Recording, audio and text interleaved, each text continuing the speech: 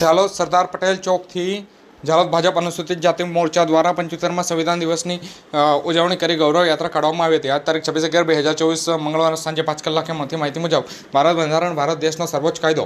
ભારત ગણરાજ્ય ભારતના બંધારણ મુજબ શાસન વ્યવસ્થા ચાલે છે. ભારતનું આ બંધારણ સભામાં 26મી નવેમ્બર 1949ના દિવસે પસાર થયું હતું અને 26મી જાન્યુઆરી 1950ના દિવસે લાગુ કરવામાં આવ્યું હતું. 26 જાન્યુઆરીના દિવસે ભારતમાં પ્રજાસત્તાક તરીકે ઉજવવામાં આવે છે. મૂળ અપનાવેલા બંધારણમાં 22 ભાગો, 395 અનુચ્છેદ અને 8 અનુસૂચિત હોય છે, જેમાં બંધારણીય સુધારા દ્વારા વખતો વખત ફેરફાર કરવામાં આવે છે. ભારતનું બંધારણ સૌથી લાંબુ લેખિત બંધારણ છે. ભારતના બંધારણમાં સર્ક્યુલેશન્સ અને સોશિયલિસ્ટ શબ્દોનો ઉમેરો 1976ની ભારતીય કટોકટી દરમિયાન 45માં સુધારા વખતે કરવામાં આવ્યો હતો. ભારતના બંધારણ કલમ 370 મુજબ જમ્મુ અને કાશ્મીરમાં લાગુ પડતું નથી, જેમાં 2020માં સુધારો કરવામાં આવ્યો અને હવે સમગ્ર ભારતમાં લાગુ પડે છે.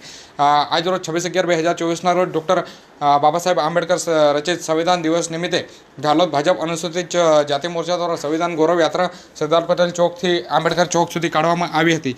આ સંવિધાન ગૌરવ યાત્રા નિમિત્તે સરદાર પટેલ ચોક અને આંબેડકર ચોકની પ્રતિમાને દરેક આગેવાનો દ્વારા માલાર્પણ કરવામાં આવી હતી અને સ્વાગત પુષ્પગુચ્છ આપી અને આવનારા જે આગેવાનો છે તેઓનું સ્વાગત કરવામાં આવ્યું હતું.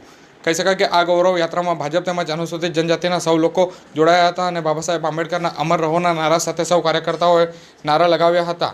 આંબેડકર સંવિધાનનું પાલન કરીશું તેવી શપથ પણ લીધી હતી.